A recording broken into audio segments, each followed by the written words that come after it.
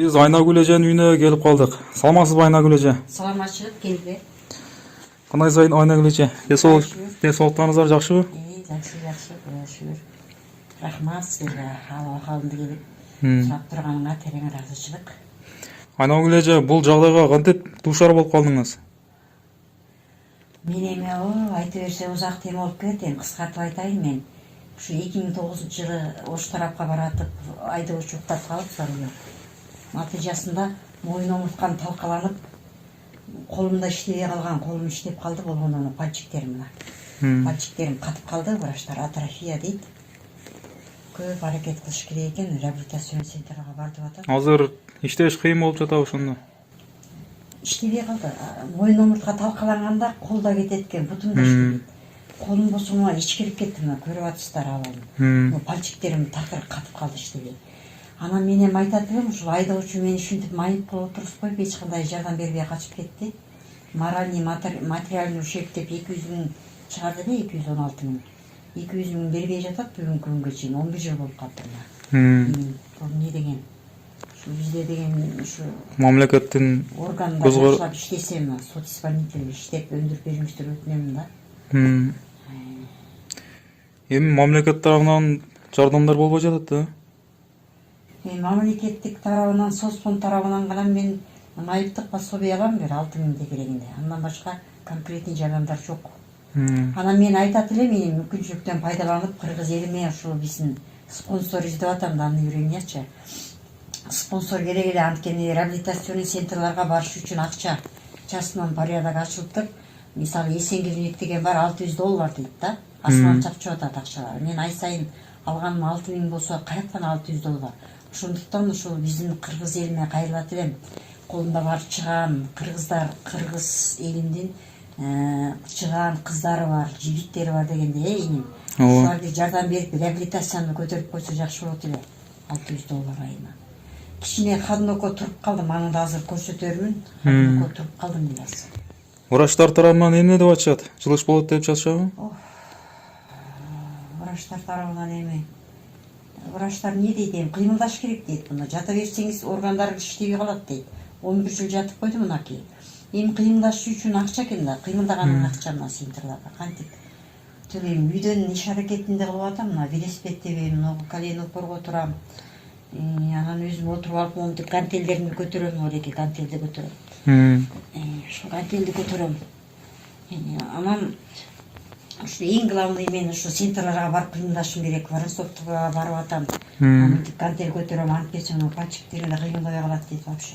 Анан кыймылдап атам. Постоянно кыймылдап болуп туруш керек экен да? Постоянно массаж алайын десең, бул акча. Жана игротерапия ай сайын алып тур дейт, ай сайын массаж. Массаж полный телага жасаш үчүн 1,5 000 төлөйт экен да. Ушул кичине жардамга муктаж болуп турам да, кыскасы. Элимден кичине бир жардам болсо, басып кетүүгө мүмкүнчүлүк бар дешип атат, шансым бар. Канча акча керек болот деп жатышат? Ошондо центрларга $600 деп атат. Ошондо баш аягы сом менен айтып көргөндө 50-60 000 сом керек болуп атат. Мен постоянно жанымда сиделка болуш керек да. 2 кызым бар, Тимирлан. Бир кызым иштеп, но квартиранын акчасын төлөйт. Бир кызым постоянно жанымда болот. Көтөрүп коляскага отурусуп көтөрүп тургузат да. Карап турган адам постоянно болуш керек экен да. Без мындай жанымда бир көмөкчү адамдын жардамысыз мен өз алдымча кыймылдай албайм. Жатканда бир стакан суу менен көтөрөм. Жашооңуздар кандай? Квартирада турасыздар дейби? Ооба, квартирасын айтып этем, мынакей. Батирде турам. Батирдин акчасын ошо жана айтып аткан кызым төлөйт. Калганын ошол пособиенин окаташым эптеп, дар-дармегим. Мына морекинде көрсөтүп кетейин сиздерге. Оорун жашасаң өлүм аш келет дейт. Мен жашап турганда эчтесе калбай калды. Мына 11 жылдан бери ушул баягы врачтар айтат, нарушение тазовый орган дейт да.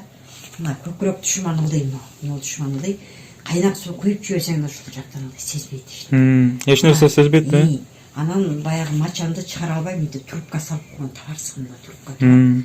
Мына жака келип, сийдик бияка келип болот. Муну дагы Россиядан заказ берип алып алдыртып атам мына. Мынакей, бул дагы акча да. Жанагы 6 000 пенсия алам деп атпайбы, ошол дары-дармегиме еще памперсим бар баса. Мына памперс колдонам постоянно.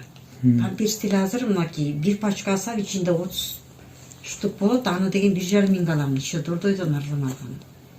Мына ушуга дагы канча деген акчам кетип атат. Анан өзүнүн дары-дармегі менен акча калбай калып атат. Бул мачаны чыгарыш үчүн канифрон деген таблетка ичем. Нерамидин деген ичем. Бул ушуга ичип турбасам, бул мачам дагы чыкпай калат. Чыкпай калса адам эмне болот?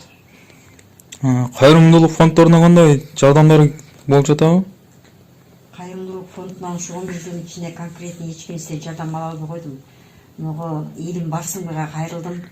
Эгер фонддор чектейт экен, биз жетим жесирлерге жардам беребиз дейт экен. Мен жашым 49га келди да. Эгер фонддор биз 35 жашка чейинки жаштарга жардам беребиз дейт. Ушундо мен кайка барам? Кимге барарын билбей калдым. Фонддор мүмкүнчүлүктөн пайдаланып айтат элем. Фонддор көрүп атсар, ала калам, мынакей колдорум иштебей жатат, пальчиктер менен иштеме кармай албайм, иш кыла албайм. Жардам берип койсо жок дегенде памперс жагынан мондай катетер алууга кичине материальный помощь кылып койсо сонун болмок эле. Жардам жок конкретно айтканда. Фонддордон коронавирустун учурунда гана продуктыдан жардам беришти, аны да айтып кетишим керек. Анан башка мындай материалдык жардам берилген жок. Жумуш кылам, ниеттүүлүк кылам, жумушум ушул да менин. Мына жана турганымды көрдүңөр, гантель көтөрүп, эми ногу топ менен бутумду кичине кыймылдатам. Бу да өзүнчө терапия бул, миди кыймылдатам. Ошондо менин бел омурткам кыймылдап атат, жамбаш омуртка кыймылдап атат, и бут кетип атат. Мына жата берсем, бутум вообще атрофия болуп катып калат, тизе бүгүлбөй калат.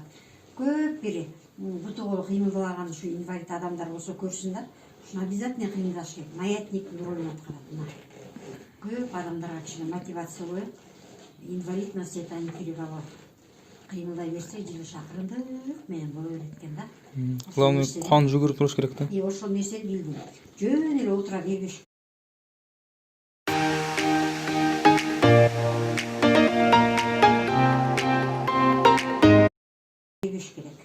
Давлением где-то 60-40ка түшүп калат. Ошондо дагы мынакей кыймылдайм. Кыймылды эч убакта токтотпош керек. Ушинтип кыймылдатыш керек. Мына кыймылдап. Эми кийинки спор деп коет, эми баягы колго эле жасатып алдым. Буну моунтип кичине жамбашты көтөрүүгө жардам берет. Раз, два, кеттик. Деп. Оппа, жамбашты. Кичине неудобно кармап алдым. Раз, два, тур. Коет. Раз, два, кеттик.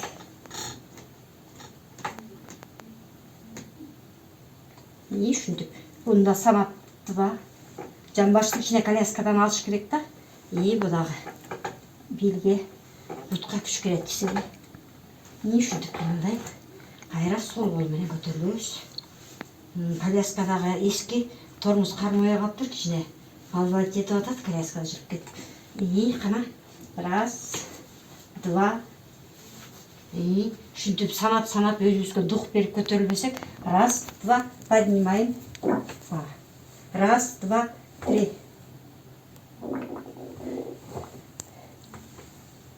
Ушинтип кыймылдайм бар.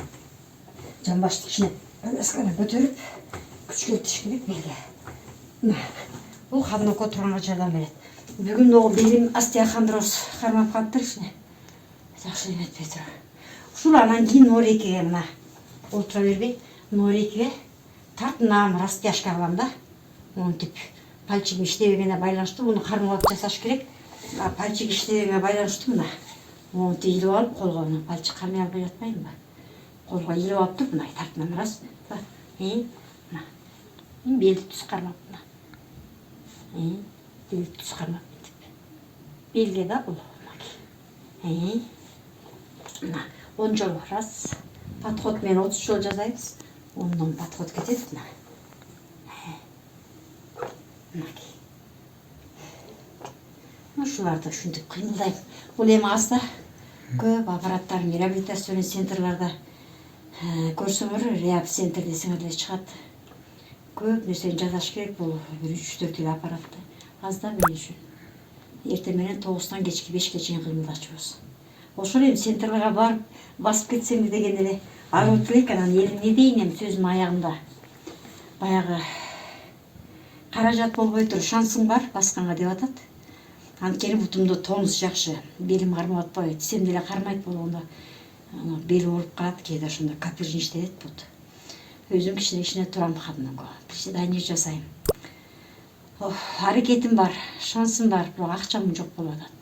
Центрларга барып, леченияга барып, возможно, жүрөнгө операция жасалат дейт. Бул чет мамлекеттен жасайт экен, жанагы Израиль, Германиядан.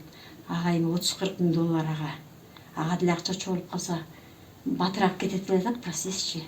Анткени жүрүн жанчылып калган, меникичи өпкө жанчылган жүрүн. Ошондуктан жүрүн восстановление болмойча сезим жок да, мисалы пальчиктеримде сезим жок.